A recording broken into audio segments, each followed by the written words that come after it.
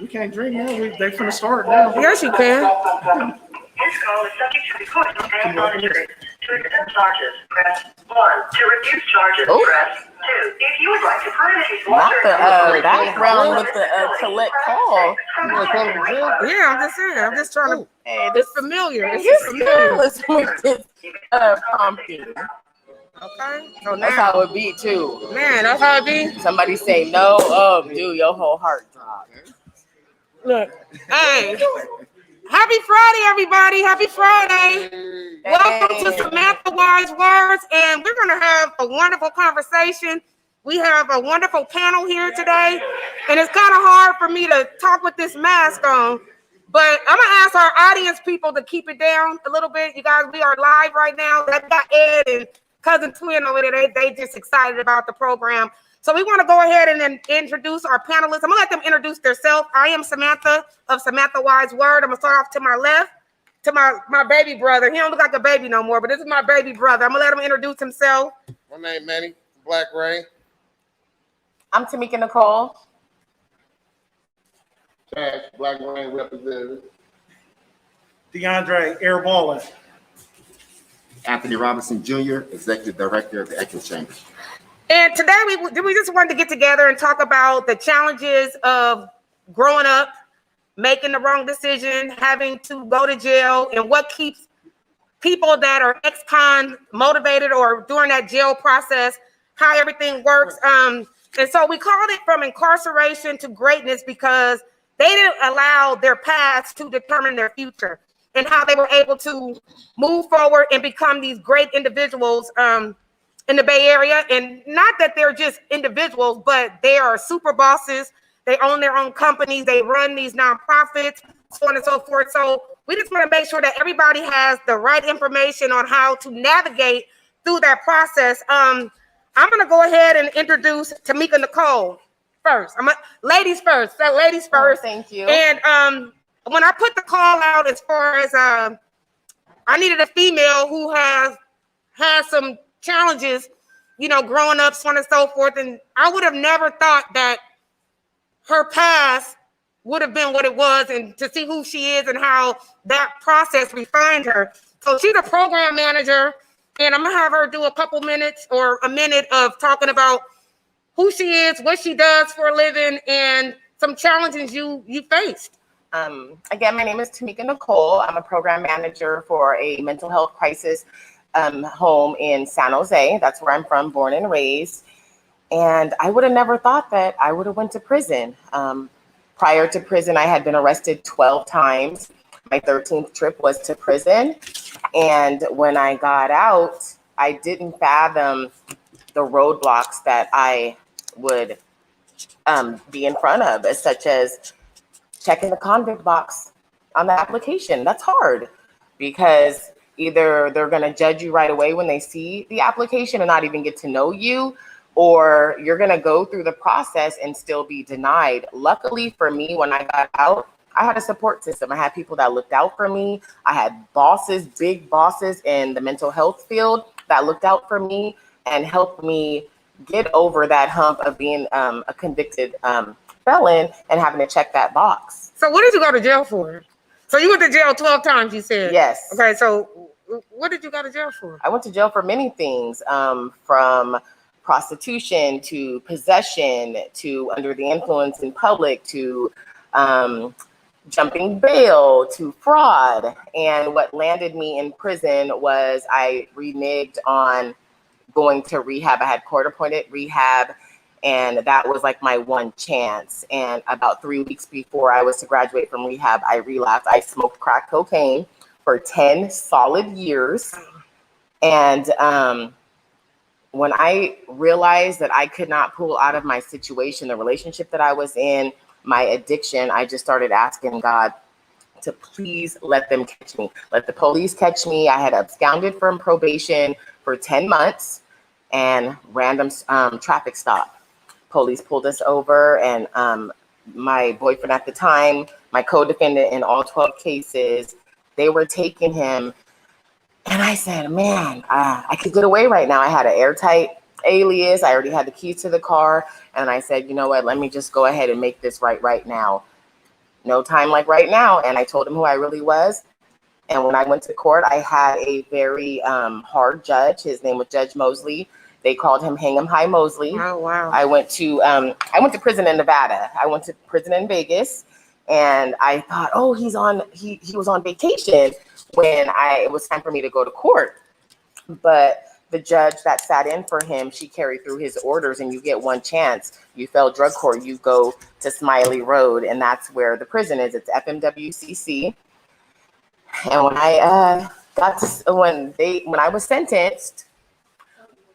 when I was sentenced in the courtroom, I was the last one sentenced. And I remember I kept pinching myself and looking at my public defender. And then when she said that I was going, I just dropped to my knees. They called the psych nurse. And I said, well, what am I supposed to do now? My mother was already so fed up with me, the drugs, the going back to the abusive relationship. She had changed her phone number. Wow. And she had said, like, don't call me until you're not dealing with that nigga no more. Oh, wow. But when I called her, when I got to prison, she didn't fail me. She looked out for me because you need money in there. You need money for everything. The state does not look out. And it was hard. I'm out of state. I don't talk like the other Black girls here. I don't really look like them. I'm just different. We from the Bay Area. And I was scared. And my mom said, once you leave the county jail, there is no more crime. Okay, so that's a question that I have. And me and DeAndre kind of touched upon this a little bit. So I only know jail as far as city jail, North County, Santa Rita, and San Quentin and Susanville. And that's all I know about prison. I know Cash was in a prison in a whole nother state. And so I thought jail was jail. And so when I said all those different places, those were some of the places that my brother went to. And so he started, I think, going to jail at what, 14? Well, 16. 16. And your first stint was where? Juvenile hall. From driving, mainly for driving, though. A lot of tickets. Yeah, then I lied when I was 16, said I was 18. Ended up going to Santa Rita. I had to do 4 months with the adults on Little Greystone. And then from there, it just led to, going to the penitentiary and other things like that. That's pretty much how I went. I remember one time, our father was in prison too. I remember you and Daddy being in San Quentin. No, North County. Was it North County? So it wasn't San Quentin, it was North County. So what was that like? Like, we should have been able to break the chains. Like, you shouldn't have been following Daddy's footsteps or whatever. What did that feel like getting to jail and, it's 2 Claude Allens in the jail? Tell me how that felt. It wasn't 2 Claude Allens. Oh, yeah, you had a different name. Okay. He was telling me, he's like, man, you might go and tell him who you really is. You can go home, because I was 16 years old and there with the adults. Yeah. But, I felt like I could ride it out, so I did. So you stayed in jail as John versus getting out? 120 days. Damn. Going to the hall. I was tired of going to the hall, Didn't want to man. go to the hall. So what's the difference? What's the freedom? Okay, so the hole from regular? No, not the hole. You said the hole and not juvenile hall. Juvenile hall. So you're saying juvenile hall. Wouldn't you think because it's a kid facility or for youth that it should be easier to do your time in juvenile hall versus a prison or a jail? You would think that, but if you've never been to the big prison, you know what I'm saying? You thinking something other than juvenile hall where you locked up in the cage like that, Like, right. So I'm gonna let I guess I'll let Manny go next since he started the conversation. But he, my little brother, like he said, he's been in and out, and I think having some support kind of kept. I don't know if it kept him focused, but I know most definitely I felt like I needed to make sure that wherever he was, I needed to make sure I'd be there for him. I need to make sure that I was sending the newspapers and stuff like that. But I just want him to tell you what made him change from being Manny Bowl to Claude to Manny, because that's a big transition to go from 15-year-old in jail with the adults to where you are today. And it's Right, not, right. it wasn't an easy road. Now you're a CEO of, you know, several companies, and you want to kind of just go through your thing briefly, your process.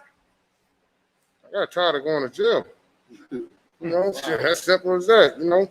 But I wouldn't have been able to get through it though if I didn't have the Okay, support it's group that I had though. You know, Sam, my grandma, my mama, my now wife, you know, they was all there for me. They rolled it out like they should have, you know what I'm saying? And that's pretty much how it is, you know, how we growing up, how it was, you know, from where we came from. Shit, man, it was hard to miss the penitentiary, man. Hard. But shit, we pulled it together and shit, I figured out other ways how to make some money. And shit, here we go now. Here we are now. So you took the street life and flipped it, and then, Yeah. and now you the CEO of what company? Companies. Black Rain and Team Mountain Trucking. A couple other things we got going on. We ain't gonna speak on right now. So how many trucks do you have currently? Well, I got 2 trucks subcontracted to me, and I have 2 of my own. So we got 4 trucks in the company. And so to go from being in jail at 15 years old to now, that's a huge accomplishment to be the CEO of your own company. You have Black Rain, Team Allen Trucking, Rainwater Innovation, MVAC, which is a cannabis course. So you, like I said, you flipped the script and you took what you learned on the street and then made it into the corporate. Because I think that's what people do anyway. The corporate people that's presidents of these companies, Right. they just learn some things, but they just do it on a different type of level, right? Right. And then DeAndre, what do you think about that part? I know we all kind of, most of us kind of grew up together anyway. What made you change? You know, you went to jail for how long? For 8 years. I was locked up for 8 years. Fortunately for me, I don't know if my story the same as everybody else's, but I found a trade while I was in there. I started drawing and painting while I was in prison, and I was able to make money in prison from the drawing and painting I was doing in there. So I was like, if I can make money in this small little community, imagine how much money I can make when I got the whole world at my fingertips. And I had, like the young lady spoke of earlier, I had a good family support system. My mom and my brother and my grandparents were really in my corner my whole time. They sent me money, they sent me books, they sent me stacks and stacks and stacks and stacks of art books. That's the reason I have the career I have right now. They supported my dream from prison when I told them this is what I'm gonna do when I come home.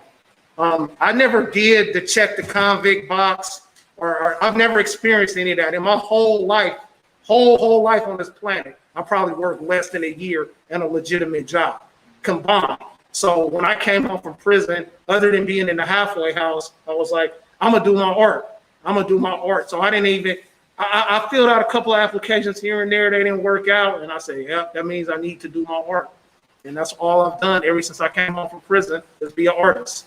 So prison, jail. I mean, some people say jail, some people say prison. What's the difference? I mean, city jail.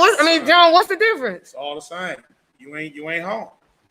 Well, that's with true. Your people, you ain't in your normal environment. You know, it's designed to pull you away and break up your family or break up your situation. So it don't matter if it's jail, county jail, prison. It's all the same. So can the Oakland Police Department send you to prison? Or is that another That's where entity? it starts. Yeah, that's part of the process. That's where it starts. Okay. So, Brother Anthony, so what happened? Tell me what happened with you.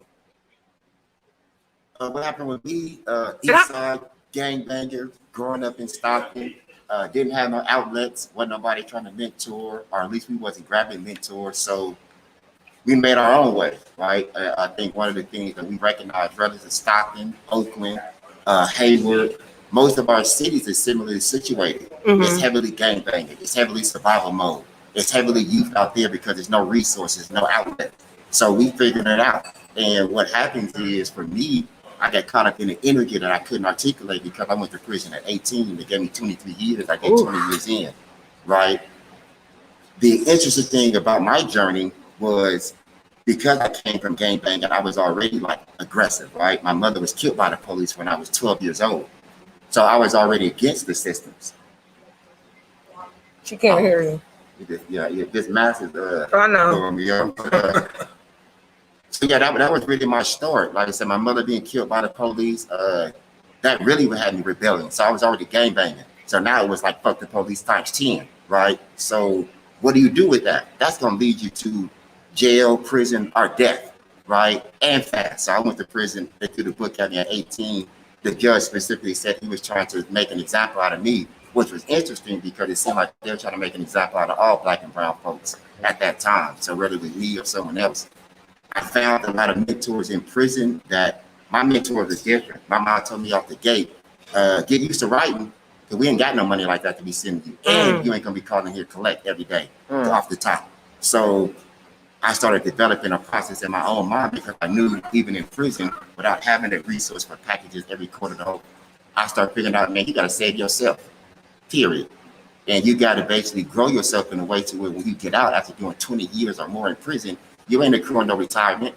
Ain't nobody putting away no IRA for you.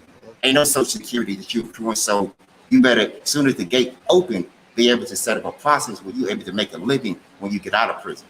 Right. If not, you playing yourself. So don't let the sentence, that's what kept going on my mind. The judge sentenced me to 23 years. He tried to take me out of existence, right? I said, do not let my sentence become the end of my life story. And that was what motivated me year to year to progress and to develop myself, to learn, to grow, and also to organize folks inside. So you were an organizer inside, and that's why you're doing what you're doing. Institution, the Blues, like they were trying to validate me as a BGF, STG, security threat group. I started writing for the San Francisco Bay View, became a critical prisoner, a critical journalist, the whole nine. And with that discipline, I understood that that's our true freedom. How can one person organize a to go against the whole? I mean, I had them calling the warden from home. Get your ass up, come to the institution because they're going crazy. And Robinson is not letting up, period. So you got to come out here and you got to talk to this man for there to be peace, for the institution to move on. Our discipline is our freedom. Right. Once we discipline to a certain way to where we start recognize, like, man, we're not going for that shit that you selling us. They gonna break, period. That's what I learned in prison. And I got out here and I seen the same thing. Now, when you say they gonna break, who you talking about? Any system that's trying to oppress you, come up against you, they need you to basically volunteer with them. One of the things I tell the brothers in the prison when I was organizing, with all due respect, we understand the situation is hard and don't everybody got family. But as long as you continue to do the work in the prison, you're keeping the prison alive. You're building up the prison. Right. When you stop doing the work and you make the CO start doing the work, I bet you the dynamic of prison will change overnight. Because they can't do the work of the prison to feed you, clothe you, clean, shower, and oppress you at the same time. So you was on strike. You put it, everybody was on strike. Off the top. Okay, so Cash, how long? I'm talking to my cousin Cash, my little cousin, get back there, y'all. So Cash, I know you did some time, right? Yeah. And then how long did you do? I had 78 months sentence. I did 5.5 years. 5.5 years, and you were actually out of state, right? Yeah, it was a federal charge. So, you know, when you're a federal charge, ain't no telling where you might end up. You can end up and ain't no telling where or why anyway. So when you go in front of the judge, so you have an idea, right? Do they give you like an idea where you might land, or do they just be like? I mean, they tell you you're supposed to go within 500 miles of your radius, but it always don't work out like that. They might just see where they got this, but. And so would they? Because I remember like the process where like you have to sit here in like a holding place before they ship you somewhere else. So. Was that Milpitas? What's Dublin? I know. So tell me a little bit about the process. So you get arrested for doing whatever you're doing, whether it's if it's federal, you're going out of state, right? It depends on where your charge was at. Just say, like I said, my charge was, out of state. So I started, they can't pick me up from out here. Went to North County. From North County, they flew me to Missouri where my case was at. Fought my case in Missouri, was sentenced. Then from there, whatever your address is, they're supposed to send you 500 miles within your radius. So that's how I ended up in Victory. Okay, so I don't know, John. We didn't introduce you. I don't know. He was late, y'all. He's always late. Famously late. Famous. So you want to introduce yourself and tell them who you are and what you went to jail for? Not a problem. I'm John Eason. I'm the owner, broker of Main Source Real Estate. like everybody else on the panel, did a stint in prison. Actually did a stint in both state and federal prison. Went to state prison at 19 years old. Dumb, lost, and confused, trying to figure things out in this world, out there running around in the streets, being a crash test dummy. Got out and thought I was going to be a little slicker. Instead of being on this corner, I'm going to be on the beeper or something. And tried that route, and I did all right. You know, I kicked up a little dust. Took care of my family. You know, had a little money, tasted a little bit of the good life, and that's what I thought. Right. And next thing you know, the DEA is kicking in my door at 4 o'clock in the morning, talking about I'm part of something bigger than that, and I ended up getting 87 months, and did 5 years on 87 months. Yeah. So I know DeAndre and I talked about this too, about you getting caught up with somebody else's stuff too, right? So if I'm in the car with Man, or I'm in the car with Tamekia, and she got something in the car and she don't take it, I could be in trouble for it too, because I'm in the car with her, right? Hey, when it's a conspiracy, everybody going down, and it don't matter if you had 1 and they had 10 and he had 3 and she had 4. We all Everybody wrapped up. So everybody go down together then. Everybody going down. But I didn't do nothing. I'm just saying.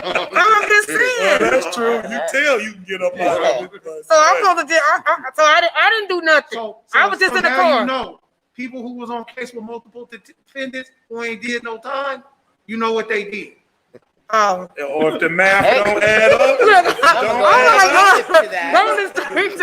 if it don't add up, then there's another part to the story. Okay. So we do have a couple of questions, and it says services. So what would have been useful while in prison and services that were helpful to help you get on your feet after getting out? So I know you got you went to school while you were in jail, right? I did. So I was very fortunate to meet some pretty influential people while I was incarcerated. And make a long story short, I was basically figured out that I had to do something else with my life, because this wasn't working, and I felt that I was a pawn in a game way bigger than me. Plus, I felt I didn't want to be part of destroying my community no more. I felt like I'm participating in it.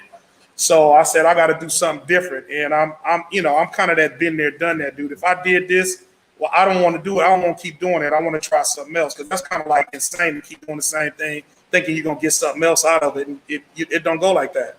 So I said I got to do something different. So where everybody was playing pinochle and playing dominoes and trying to figure out how to run the book on the gambling, I was reading and I was studying and took classes and got my AA degree when I was in there. And then when I got out, had to figure a few things out, and I met some triple OGs, and they were telling me, young man, you need to finish your school. So I was very fortunate. I went and got my bachelor's degree and my master's degree. So I'm gonna flag you on that. That's what's up right there. And so if we have a young person watching right now, or somebody who is kind of dibbing and dabbing into life, what would y'all say to them? What would y'all say? How can you get them from kind of going down that road, having to go down that street in order to get to where you guys are today? I would borrow a quote from the brother Tupac Amaru Shakur. He said, there's a lifestyle that you're leading to that you're taking more shorts and losses than gains. Then reimagine that. Readjust your situation. The energy you put into anything that you got going on in life is going to be the construct. What we're experiencing with this incarceration situation is state systems, demand, whatever you want to term it, they got our youth out there expending energy that is going to keep their pockets growing and keep us diminished. So, like I say, just take a look at your situation. Our neighborhoods are situated to turn on each other, right? So every time somebody goes to prison, somebody getting paid. Each person in prison, it costs taxpayers nearly $33,000 per year, right? I did 20 years in prison. Do the math. How much money did they gain off me in those 20 years? But when you get out, they only got $300 gate money for you. That don't even make no sense, right? So you got $30,000 to keep somebody in prison. But when they get out, just to help them out, you can't give them $3,000, $10,000, like that. So they've already made over $120,000 on me in 20 years. So it's almost like it's a setup for you to come out here with nothing to go out there and do something to get the money to come back Absolutely. and come back because Set up. and so what I'm recently finding out is that they spend more money in the prison per person than they do when the kids on the street. So it's a real setup, right? Yep. So do you think like our parents should have did more? Do you think that, you can't blame your parents, absolutely not. But do you think like cracking the whip a little harder or Let me answer that. Okay, go ahead. I can speak for me. My parents did everything right. We came up in a poorer community, but my parents did everything right. They had rules, we had guidelines, they enforced strict education, everything. They didn't spoil me and my brother because they didn't really have it to spoil us. But no matter everything they did right, and I was loved, I was hugged every day. I never felt neglected, I never felt abandoned, I never went hungry, none of that stuff. I still was intrigued by the streets. It was in me. It was the streets. I was still intrigued.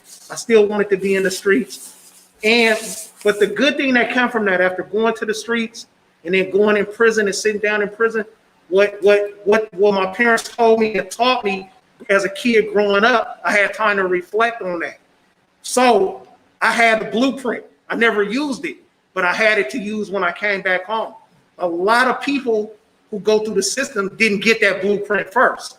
So when they come out, they don't know what to do was right. I knew what I was doing was wrong, and I knew what to do right when I got out. And so that's my story on that. Right And there. I'd like to add to that, you segue into, you said you had a blueprint. So for me, at moments, yes, I was mad at my parents. My father was on drugs. My mother had her own personal struggles. But in hindsight, your parents don't know what they don't know. And was I a product of environmental factors, things that I've seen, things that I had been exposed to early on? Absolutely. But at 42 years old, am I going to look back and blame my mother or blame my deceased father? Absolutely not. Because at some point, I knew that I had an option to do the next right thing, and I didn't, because drugs got me, a nigga got me, I don't got me, I'm not even listening to God. So I think it can be a combination of the two. Either you're a product of your environment or you have this wonderful blueprint. Sometimes you have to go through the mess in order to be able to deliver a message to those that are around you and those that stood by you or those that you're going to meet when you turn into that better version of yourself. Okay. Anybody else want to piggyback off of that? Like that whole process, the parenting process, and how did that change you as far as I think everybody here is a parent. Not me. Not this one. Not me. But how does that make you feel about your own kids or raising your own kids so that they don't go through that process? Well, let's be honest here. The dope was pushed in our community for a reason. Absolutely. It's to destroy the community, right? So that being said, if it's being flooded into the community, then there's no jobs.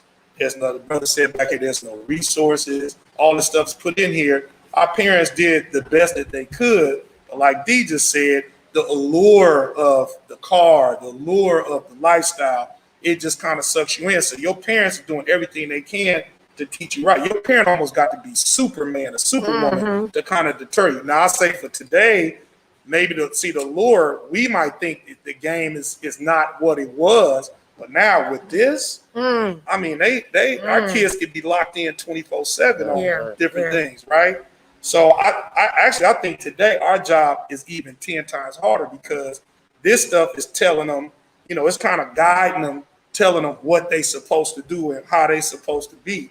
And now it ain't just, our era was cocaine and weed and a little bit of heroin. Now I can't even keep up with all the stuff going on out there. They get high off.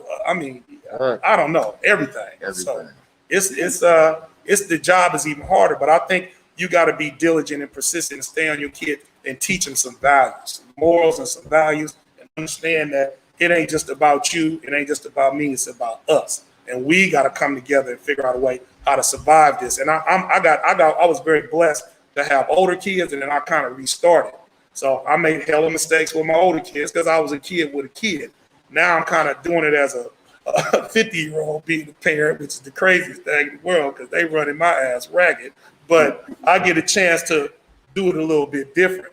So trying to show them like, hey, you know, they see me on the phone. I'm 15 minutes late all the time because my ass is constantly working on this computer. My phone was on my phone before I got here. As soon as I'm walking out this door, I'm right back on it. Hey. So my kids see me hustling. So they say, Daddy's still a hustler. He just ain't hustling that. He hustling Right. something else. Absolutely. So I'm just teaching them, you can be whatever you want to be. You don't got to fall into somebody else's definition of what you're supposed to be. Or we only can do sports, or we can only do hair, or we can only do entertaining for everybody else, and you got to be some kind of street dude. No, you can be the best person you can be. You got to remix that thing and just, you know, be the best you can be. You do it. So say for instance, so your first year or your first day of actually finding out that you're going to be locked down, what thoughts go through your mind? Because I know, I mean, with COVID, I sometimes, though, it ain't the same as being in prison or in jail, but I be forgetting what day it is. How do you keep track? What do you think of when you're in there? What keeps you motivated? I mean, while you're in there, I know y'all, like they said, they go to school or they play cards or they play dominoes, or is that's your everyday thing? That's something you do every single day? I mean, Yeah, it turns into a lifestyle.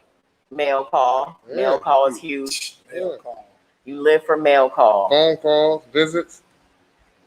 so, okay. It so- was my art for me. Okay. Because I was getting better in my art every day. And this real story. Every day I would think, I can't wait to get out and show them what I could do. And so every day I knew I was a day closer to getting out to be able to show everybody what I could do now. Because I couldn't do it before I went in. So that kept me motivated. That kept me pushing every day. I can't wait to show them.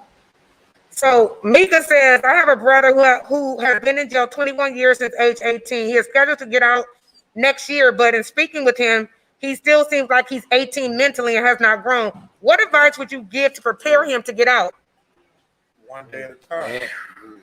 Go slow. So do you actually stay stuck with how you left? Hell yeah. So I went to jail at 18. I'm coming out and I want to show off my clothes and my shoes on Instagram and Facebook. Yeah, I think it depends on what program you adopt when you get inside. I mean, it's different degrees to it. So you take someone like myself, I went to prison at 18, right? Young, vulnerable, exposed, right? But I'm in survival mode, so I'm gangbang. I'm tripping on everything moving. I don't understand the language. But then you start understanding, let's say when you get tired of hitting your head against the brick, you start going to, you get tired. And you start seeing like the folks on the yard that's doing the same thing. That's what they're doing. Everyone's trying to exercise their own vision of freedom, but you have to find a program. And what I would say to the brother, within that 1 year, man, get in touch with your freedom, man, get in touch with your vision, right? Get free before you get free. That's my motto. Right. Get free here and get free here. Because the physical freedom is easy. They have the system set up, they'll let you out the door anyway, because they know you haven't developed yourself. You got arrested development. So they're like, yeah, we'll let a nigga out just to open the door for 10 niggas to come back in, right? And that's the system. That's what it's called recidivism for. It's a revolving door on purpose, right? Survival mode is real. And like I said, I'm not a parent, I don't have children. So that's why I never spoke to the previous question. But what I will say to the youth in understanding that, and also the parents, we're raising our children in environments of survival mode. This brother had great parents. That's a good thing. But when he walked out that door, he had to deal with an environment that was in survival mode. So as good as your parents is, the drug dealer, the hustler, the gangbanger is going to be more consistent in showing up in your life than your parents. Because parents, they got to work to put food on the table. They have more influence. They got to go get the influence. So when you go to school, they there. When you come back to the hood, they there. And it's all the bad influence. So my question becomes like, for us, they really want to reverse engineer this shit and take back our spaces, right? Take back cities like Oakland and Stockton and what they were. We have to be just as consistent as the negative influence that our children are falling for. We have to be the consistent positive influences. Because what hood that the children is running that they don't know? It's our community. So with all the respect, if we have to get our ass out there in the streets to go get our children, then that's what you do every single day. Right. Parenting is not an easy job or a hard job. It's a consistency. It is consistency, definitely consistency. Sam, the next question, Cash to answer. Okay. So you ready for Cash? Okay. So I'm getting out with my $300 gate money after I done did. I'm just saying. I got 250 and 200 food So it is stamps. 300 I now. got So 200 when I got out of state prison. okay, so you don't get nothing in fed. I didn't get nothing Y'all in didn't get an feds. EBT card? But I got 200 out the state, bro. I've been to both. Okay, so you get out, right?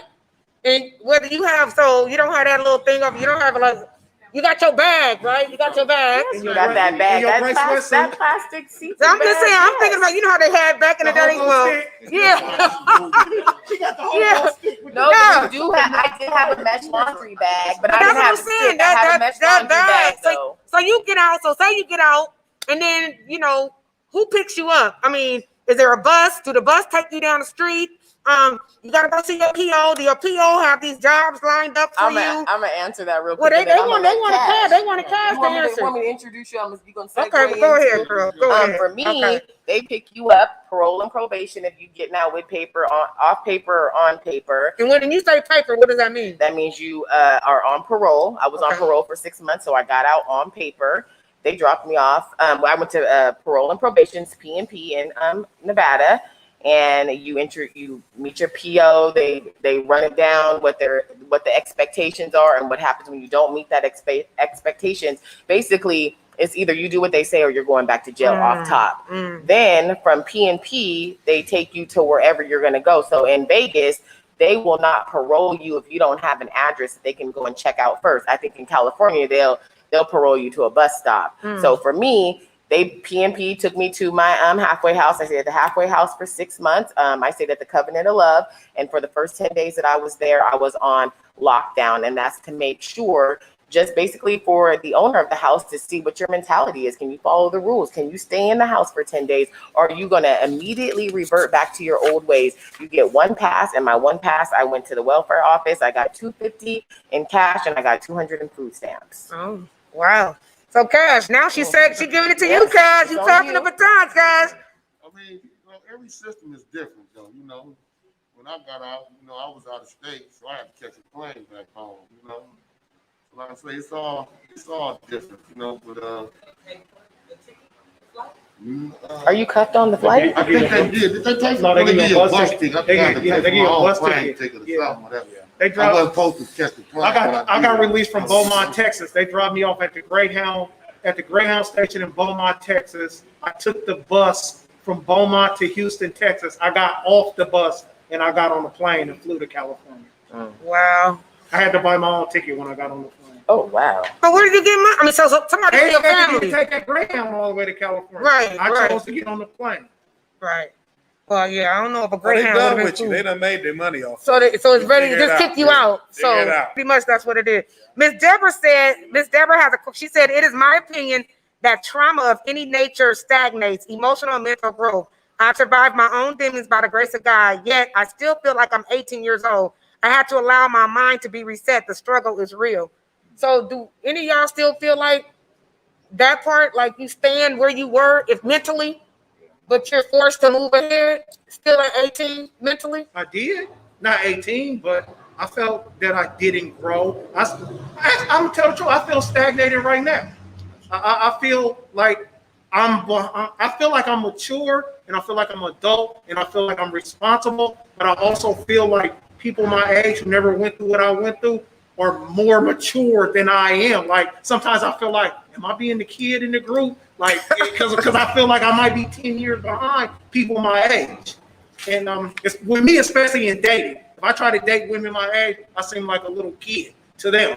And so I think because I didn't grow for those 10 years, and I think that's where the problem lies.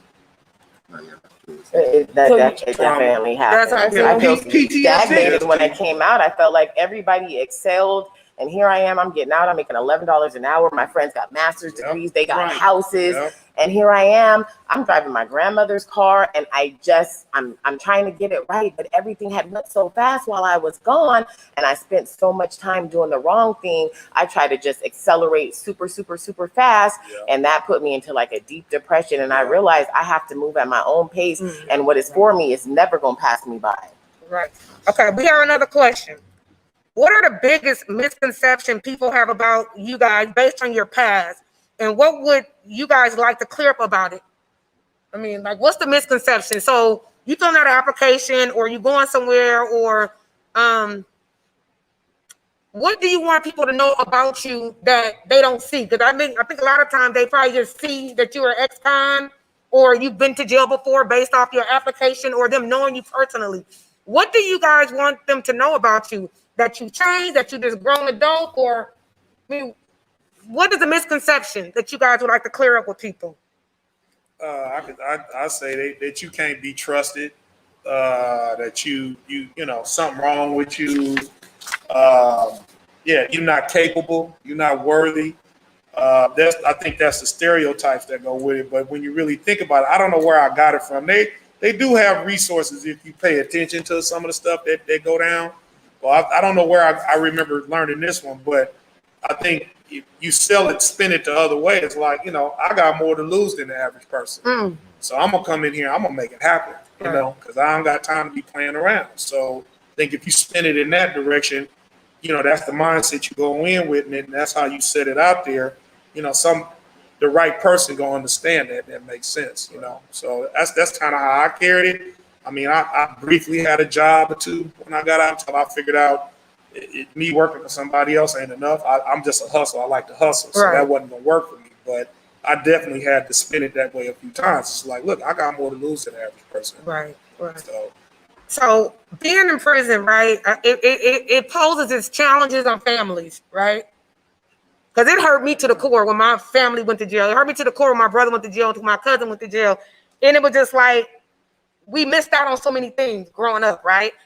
I think you didn't even make man was in jail when I got married. You know, my father had passed away. I wanted my daddy or my brother to walk me down the aisle. So my grandfather, which was still good, was there. But it's like people, your family kind of go with you down that process too. I mean, they doing time with you, right? Yeah, and just think like, you know, your grandmother passed away or your uncle, cousins, and you want to write the court and say, I want to get out to come to participate. And a lot of times you don't even have that opportunity because you locked away, and then you have to pay so much money, right, for them to do it, or they just say no straight up. So they say no more times than you're not even a person anymore. You're just a back number. So they don't have any human kindness towards inmates. Period. Even the guards and stuff. When I got to prison, the first day that I hit GP out of the fish hole, you stay in the fish hole for 4 weeks while they figure out where they're going to house you. I saw a girl get her head bashed in with a payphone, and a guard told me, I hope either you need to know how to fight or you better not have no smart mouth, because I'm not coming out the bubble till I see blood. And that is how it is. It's cutthroat. It's very cutthroat, and they don't care about you in there. So the bubble is that thing where they hit the button where you can open and close the doors. Yes. Okay, so that's what I see on TV. So I'm just saying, I'm only going by TV. I be seeing that. I be watching that show 60 Days In. I know that ain't the same, right? That's like low. That's a county jail. That's a county jail. Okay, so that has nothing to do with what you guys went through. Well, it's similar though. I've watched it before. It's similar. I mean, it's the same BS and drama every day. You know, it's the same stuff. So the family, nobody talked about family. How did that affect your family? You know, did you go in with a girlfriend and a wife and you came out and she was gone? You know, I did. That right there, just what you said. that part right there. She was gone. She was gone before I came out. So she quit you. Yeah. Okay. Or they fake quit you. Yeah. I mean, what that mean when you say fake quit? They act like they're there for you. Take your phone call every now and then, send you a little $20 here and there, but so them phone calls start getting short. They moving and grouping. I mean, life goes on. Yeah. I mean, what you supposed to do, you know? And you have to think about the type of person you were before you went in. Absolutely. You have to take accountability. This is what I learned in prison: accountability, because I was mad at people, my friends, my family, my girlfriend. I was mad at everybody until I really sat down and took accountability for the things that I did that put me there, and the type of person I was before I went in there. I was like, that sound like that. It is. Yeah. I wouldn't have liked myself before I went in either. Some days I don't like myself now, but I understand why a person would be like, I understand why a person would be like, I'm not doing 8 years with you. Like, I get it. So I wasn't mad at the person. Oh, so you didn't get mad like when she quit? I was mad at first, but I had a long time to think about it. That's the point. So did you take it out on people that was in there since you was mad? I mean, Like, did you slam the phone? I mean, I did all that. I cried. I Go through slammed all the of that, phone. yeah. I wrote letters. I kicked the wall. I did 8 years. I had 16 fights. That averaged 2 fights a year. If you Wow. do the math on that. So I took it out on everybody. so why would you fight? Because somebody touched your stuff? No, Or just being mad? you know my mouth.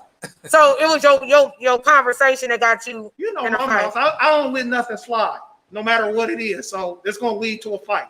I don't let nothing slide. So my response is always going to lead to a fight, especially in that environment. So even what about the outside environment? So are you still like y'all say PTSD, right? Yeah, I'm still a live wire Okay. right now. I'm still.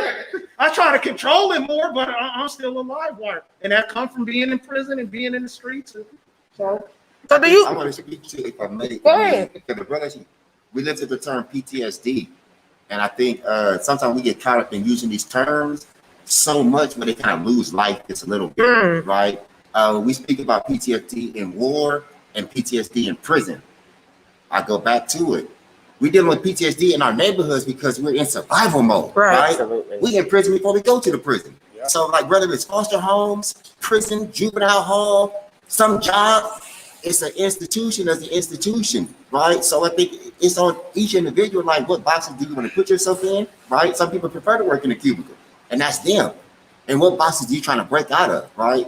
So the more that we can kind of get that to our folks to recognize that, man, we can make excuses, we can blame them, her parents, because that's a system. They have a whole category, we can blame the whole list of people to blame. I went into prison, I was 18. I was angry, I was hot as fish grease. But once you get so angry, boiling angry, you understand how exhausting it is to carry and hold all that anger. right there. That shit'll drain you. Right And so I'm like, I can't carry this for 20 years. Right. So I start putting the anger down and start picking up something that I could carry. First it was knives and tools and different shit, right? Because it's survival mode, right? So now prison is survival mode times 10, right? I come from gang banging, so I know how to do this. But once you get tired of that shit as well, it's like, what do I pick up that I can keep? Not that the prison controls, because I think that's another dynamic. It's like, don't get in prison and wait for them to give you some program to wake up your life. Right. If they don't open door and let you go to school, you don't read. If they don't open door and let you go to child, you don't eat. And I had to make a decision like, man, fuck that. I'm gonna have a discipline to do what if they open the door and go to your sometimes I don't go. That's discipline. So that they can never control me, whatever they do in their processes, right? They open the door and go to child, sometimes I don't eat, right? Hunger strikes is real if you put them into that component. So I think for me, the main thing is like, man, what you do with your report back to the person, right? In survival mode, it's like, man, you have the opportunity to create for yourself what you want to experience, right? But when you create your experience, don't complain about it. Right. You have the opportunity using everything God gave you, mental, spiritual, physical, right? We are the people that the world trying to pattern and follow, right? They got it from us. And they use our blueprint now to oppress us, so we never take back this shit. And my thing is like, if people want to continue to play that game, that's cool too, right? But you have everything within yourself, right? Because you get in the image of the creator, right? To create for yourself whatever experience you want to experience, period. And if somebody tell you that anything different, get away from them because they lying, or get off on them if that's what you do. But like I say, don't let nobody tell you something that control your story. So Cash, you thought that was funny? Yeah, get off on them, you know? I mean, shit, that's how serious it be in there. Sometimes that's how it be. So you had a fight in jail before? Yeah, plenty. You had more than 12? No, I ain't that. Anybody at this in here have more than 12? Oh, you probably did. He's a well. Yeah. That's a So different so you how many fights you had, brother? I had a few fights. Oh, did you lose any? No, No, I didn't think so. I didn't think so. So, we'll lose the draw.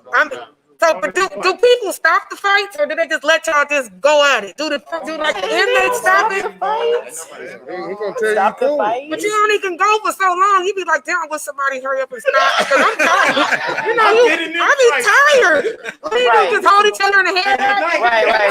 Right. Huh? So do you just hold each other in the head? Why are you just tired?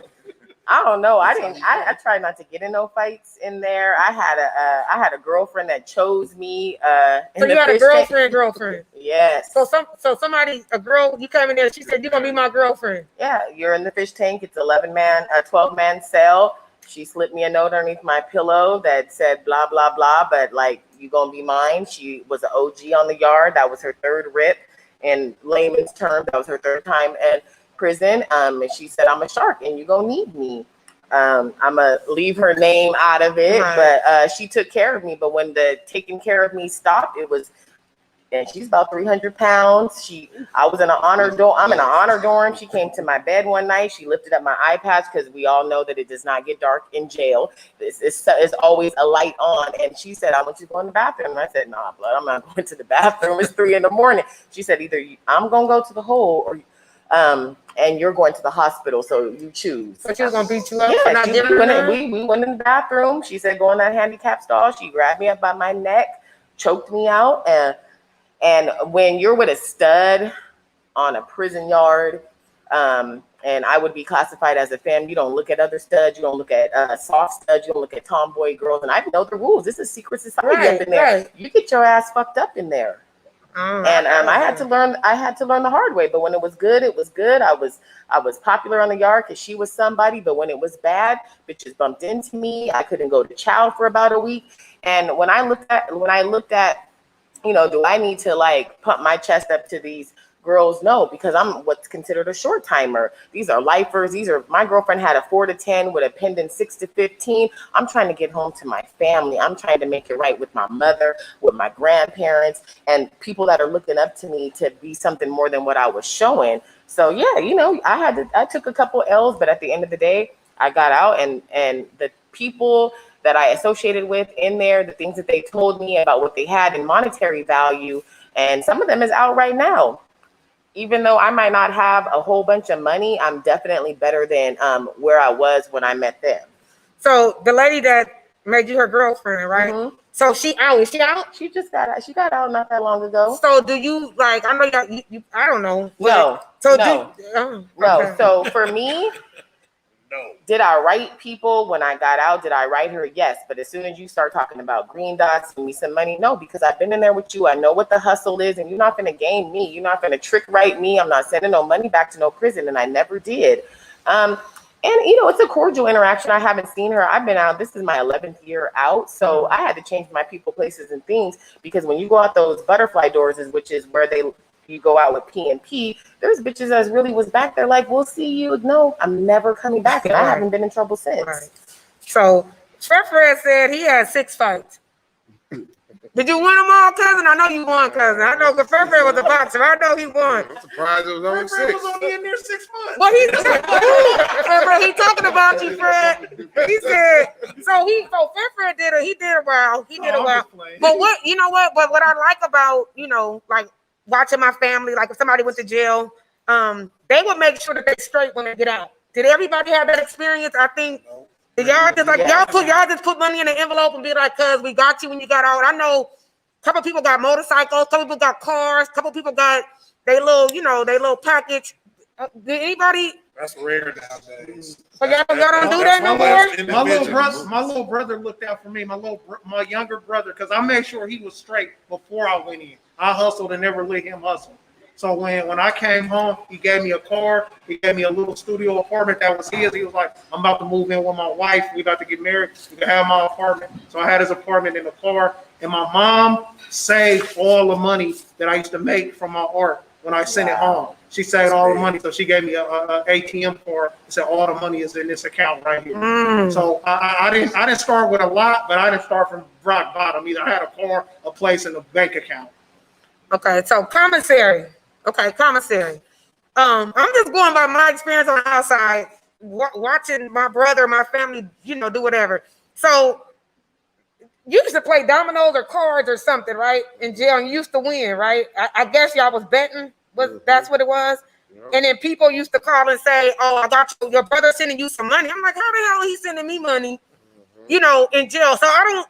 How does that work? I mean, I'm gonna ask you because I was dealing with you. Like they used to just be like, "Hey, your brother, man, said he it's some money for you." So I'm just, I don't know. How did that happen? They had to pay their bill. Gambling real money. Yeah, that's how it happened. But what was somebody on the outside got to be able to get it. I was the one that was getting it. I appreciate it. I mean, I'm just saying, I was the She one that happy was for you, getting it. nigga. I think, Well, commissary and things of that nature, and it then, worked out for us. and like y'all said, the letters, the calls, all that kind of stuff kind of supported the process with you guys, right? But I just know when Cash, when you was in, I think I worked at the Tribune. Was that you?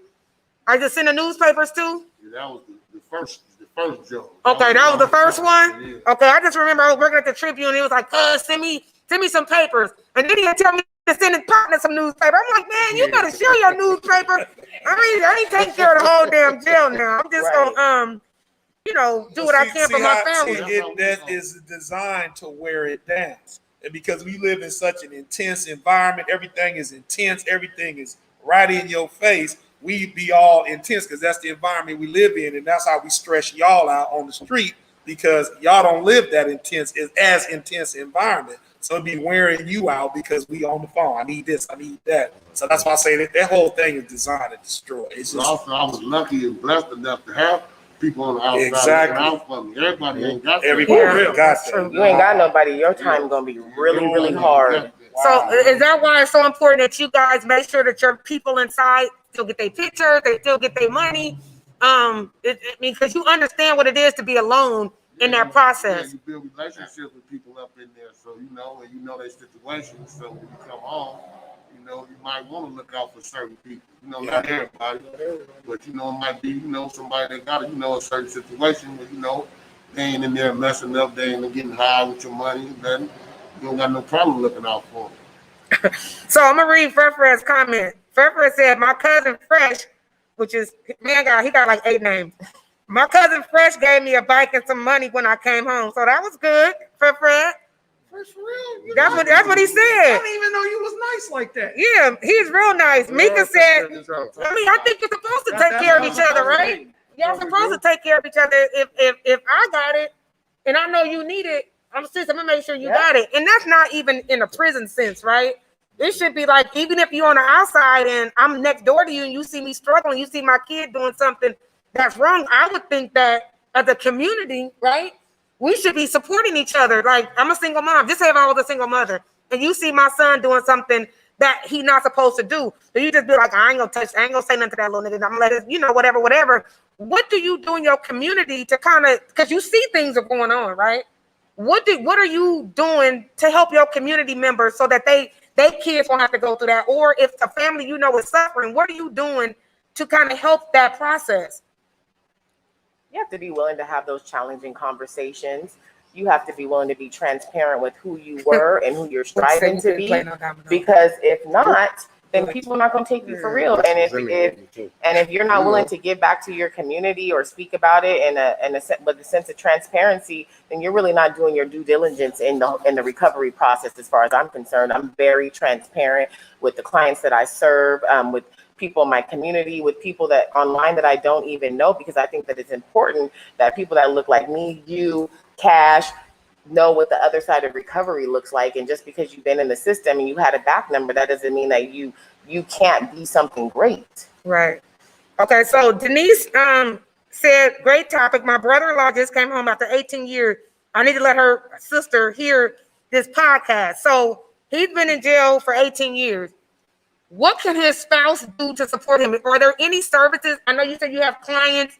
I know you run a nonprofit. You are executive director of the Echo Chamber. What is the Echo Chambers, and what is it that you do for ex-felons?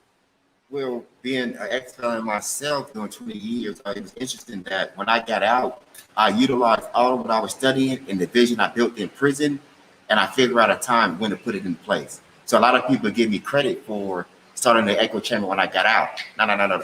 The Echo Chamber was started in my vision in prison, right? I learned my organizing skills from prison. When I got out here, with all due respect, none of these educational institutions, right, about the work I'm doing, never taught me nothing, actually, right? And I think one of the things that the Echo Chamber does is our job is to build capacity amongst the most marginalized populations, right? So we work with the homeless, unsheltered, we work with formerly incarcerated, and we work with system-involved or justice-impacted communities. How do we do that? We get in the street and we build the relationships, right? Our movement is only as good as our relationships. So we have right now, we're not even in community, so we're not in communication. We have neighborhoods and we have people that stack on top of each other, that because of the proximity, because of low income, because of resources, they have to live in these ghetto environments, right? I'm gonna say one thing, Black folks didn't create ghetto. That comes from Nazi Germany and Jew shit. So we might want to drop that term, or we might want to hold on to it and allow it to continue to influence our mentality so we can't rise above it. That's a choice.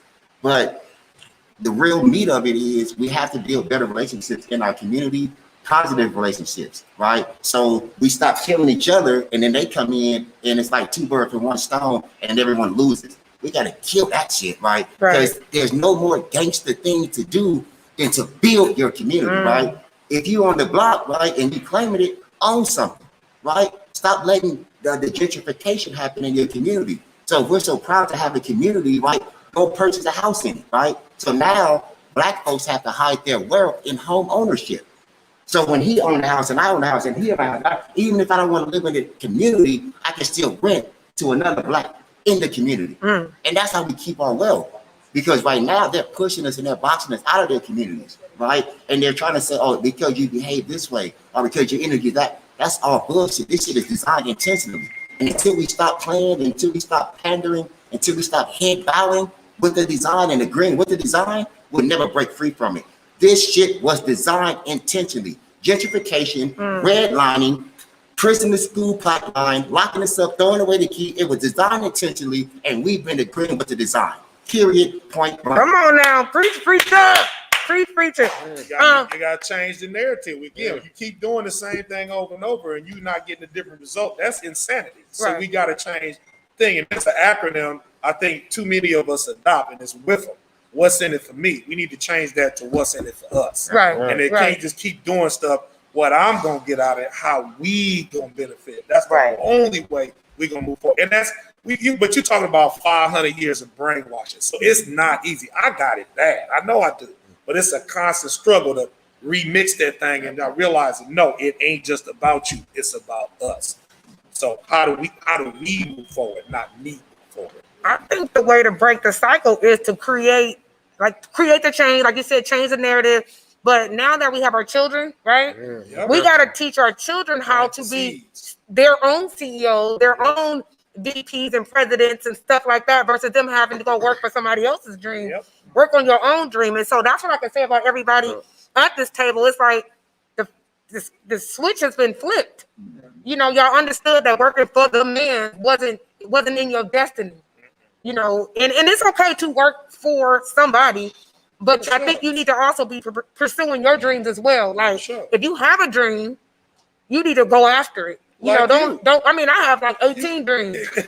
I mean, I'm just saying, I'm gonna do whatever. You know, the microphone. I like the microphone. So you got about 2-3 jobs. I got about 18 jobs. Exactly. And so I, you know, get your hustle on. My 11-year-old daughter, she was having a disagreement with her mother about something. I don't even know what the disagreement was about. And her mother told her, well, when you grow up and get a job, you won't have to listen to what people say. And she said, no, I'm not. I'm gonna work for myself like my daddy. So I don't remember what the disagreement was about because I was so juiced to hear her say that.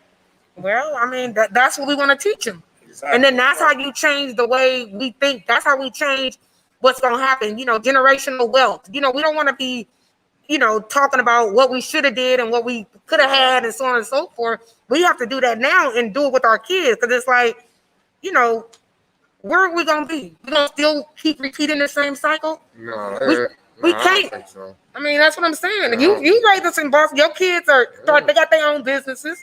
So do you want to kind of elaborate on how you motivated them or how did they watch you and then they started their own? Yeah, leading by example. That's basically what it is. I think all of us are pretty much kind of close to the same age, roughly all the same age. And we came from a rough generation, but when I look around, the majority of us from our generation, our kids all did better or are doing better than us. Almost all of us, even considering some of us we've been to prison, everything, our kids are still excelling and doing better. I got one kid with a master's. I got another one that's a lightweight genius. So I think our kids we did something right, even with all our pitfalls. You know, it's a different press on us though back then when we was growing up. It ain't like how they doing the kids now. Right. Kids don't even be outside. And back then, we was outside, so we was the enemy, man. So, you know what I'm saying? They was knocking us off every chance they got. Because you think we were unguarded? I mean, y'all was unguarded? Nah, it was some governmental type of shit where they would just we was press on the black independent. kids, man. We was more independent than they are.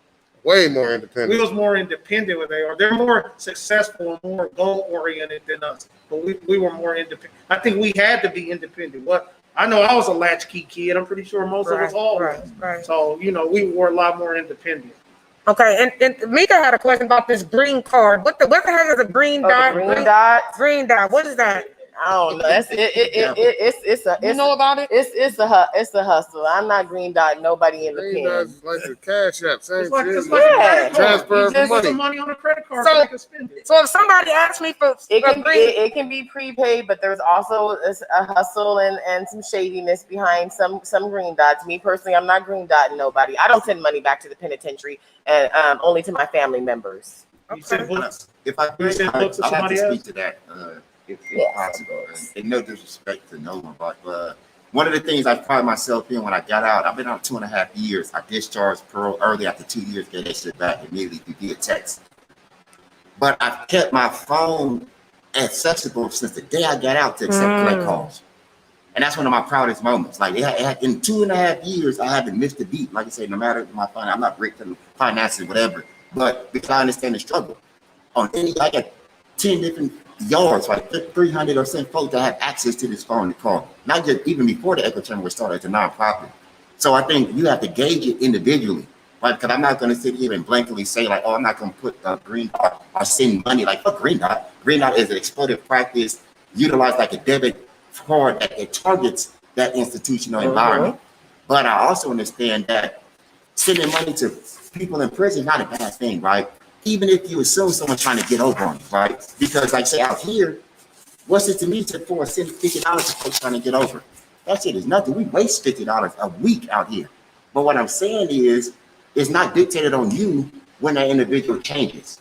I think what's important is to keep that relationship open, but when that person is ready to change, they have someone to look up to, right? What happens is because people get burnt by people in prison, they cut them off. So when a person is eventually ready to change, and that's God work, right? He or she is like, okay, who do I write now? Because everyone they cut me off. So the change doesn't happen. So the arrested development continues to take place, right?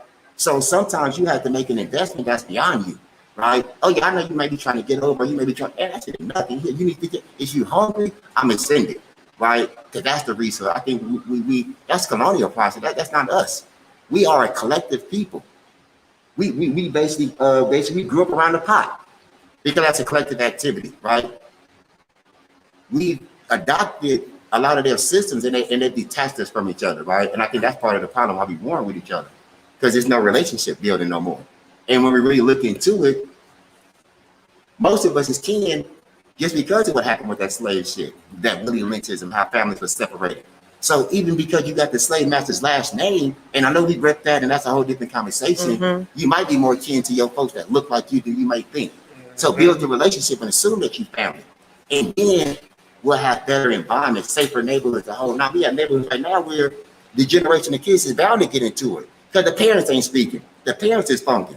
And generation that goes into the kids and the youth. And then when the youth are trying to build a relationship, the parents are like, why are you playing with them? We don't fuck with them.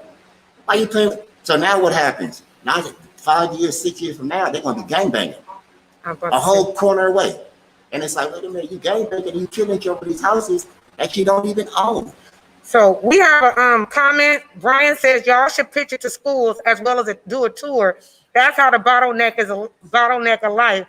Get in there early to have a small percentage of fighting chance. And I'm with the movement onward, sister. Zoom tour. So basically, he's saying y'all need to take y'all show on the road because everybody is not as open and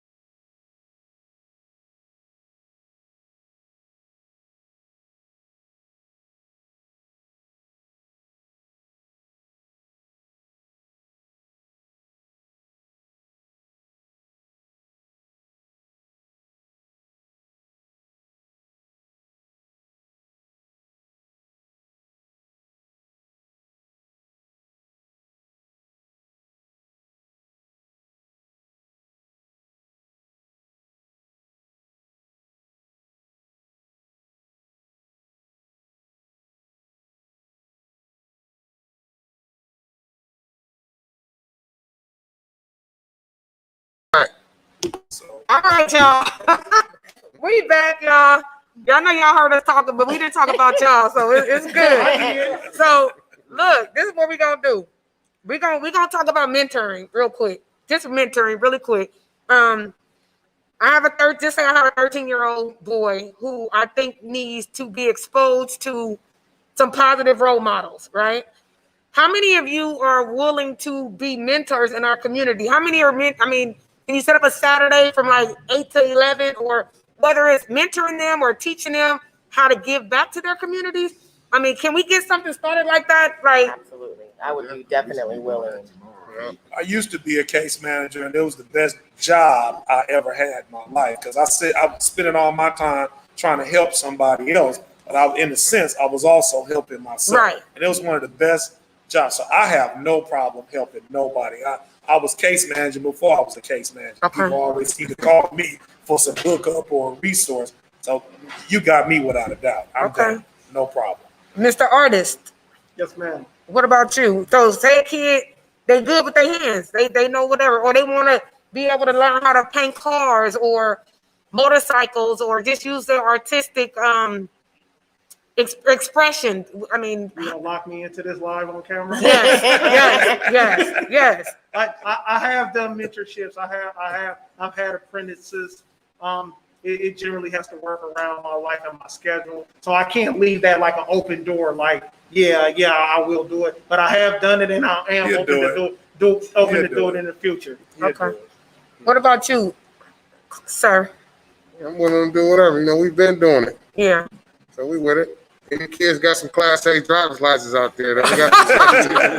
Come on, You gonna put them in the truck? I'm just saying. Are you sitting at home? Hey, for real. Right. Yeah, need a job? We got one for you. And I just got an invitation today from a Climate High School about speaking at at a Zoom thing for some young girls about self-esteem, so on and so forth. I would love that. I have worked with girls that were at risk for human trafficking. I've done career day at my high school. I'm in. Okay. It's important, especially young women. I'm the poster child for self-esteem. Yeah, you are definitely a poster child. And so, Cash, I know you worked for the city. I don't know, what would you be willing to do? You know, I know you got a lot of nephews that you actually mentor. So are you open? I know y'all two kind of like peas in a pod when it comes to doing stuff for the community, because we do a lot of stuff for the community as a family. And I think that's where it started off for us. My grandfather and my grandmother, they were exceptional community members, and it kind of trickled down to us. So when we do things, we try to do it as a family. And so I know we already do that. I don't know if you want to elaborate a little bit on that before we move. I mean, pretty much whatever. You know, I'm open for whatever. You know, anything to help the kids, I'm with it. Okay. All right. We got a venue, so. We have venues, we have access to certain things. And I think like if you guys are online, you guys are watching this, and you have a kid that may need some mentoring, or a girl that may need another auntie, so on and so forth, feel free to reach out to me. We'll do what we can. We're not making any promises like DeAndre says, but we're going to do our part, because now this is something bigger than us. And I think the honesty is something that people can appreciate. We just got a text from Little. Lil said he had 20 fights. It's a lot of fights. I'm just saying, he said he had 20 knockouts. 20 knockouts. That's what he said. He said he had 20. He said, I don't know. That's what he said. And Butch said to tell you, man, he said you couldn't play no dominoes. Shit, Butch was the one sending you all that money. Oh, that was Butch.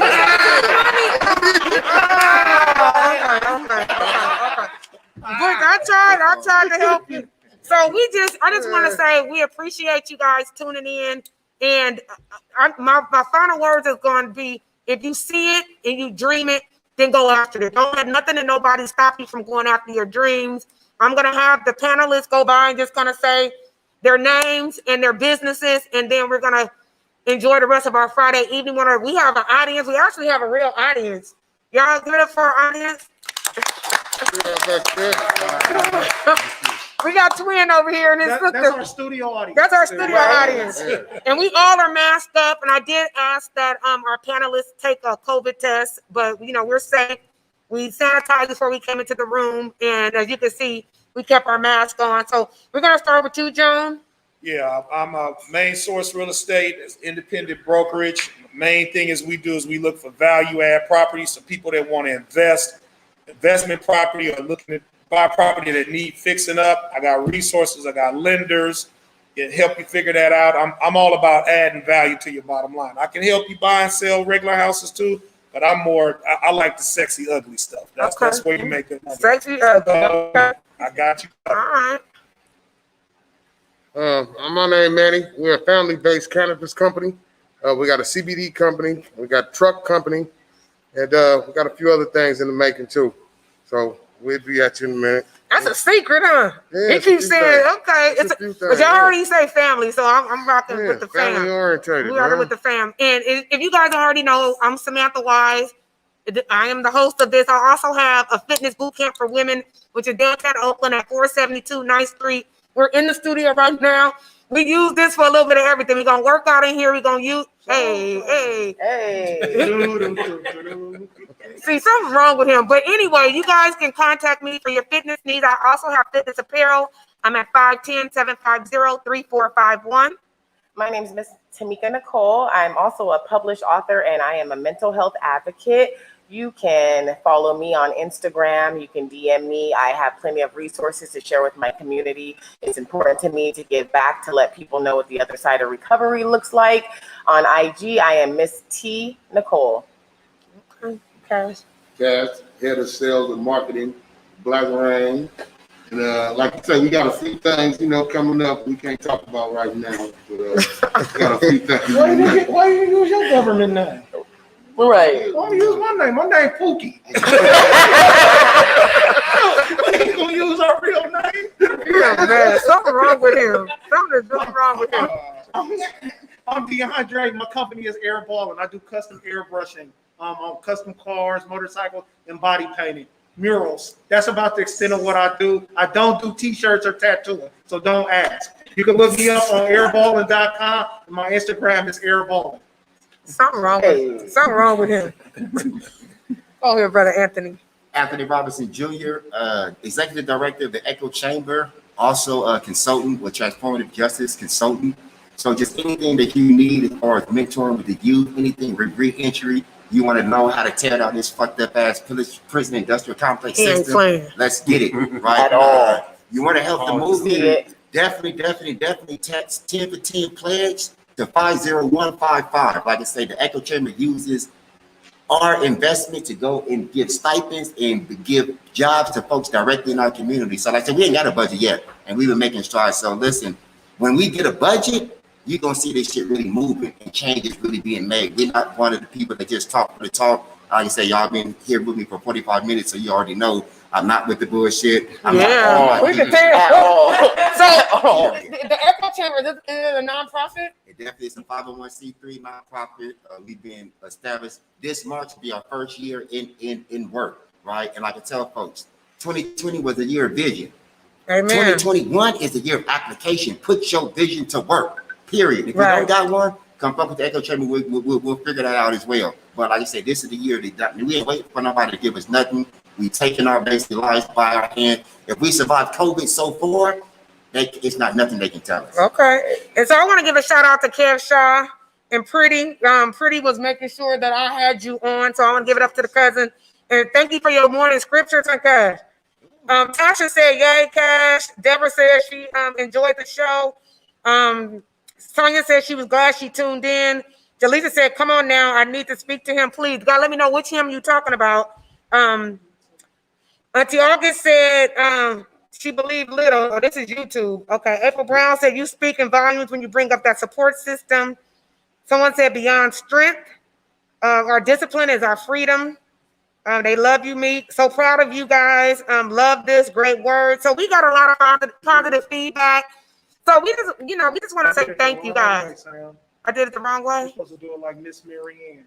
I see Tyler. I know. You know what? You know what? That's why he has so many fights, y'all. Y'all see what we going through? Everybody ain't with the bull crap. DeAndre ain't with the bull crap. And that's why he there. So We appreciate y'all. Y'all tune in next week. I'm not really sure what I'm trying to get Ed Wise on here next time. So we gonna see. We gonna see. Yeah, I don't think he ain't gonna do it, but he don't look like it. What you say, Cash? I know, man. Come on, and Cash actually spoke, and Cash usually don't speak. So, you coming to get in? What? So you coming to say something real quick? The people said, some people said, they said, Ed. No, next segment, he can't get it. He ain't never been to jail.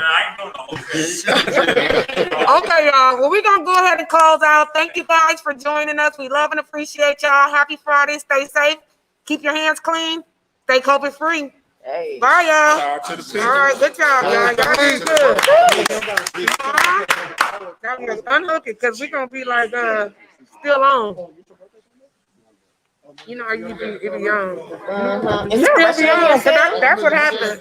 We gotta take a picture. Yeah, I'll get you a good. Yeah, so when you walk through here,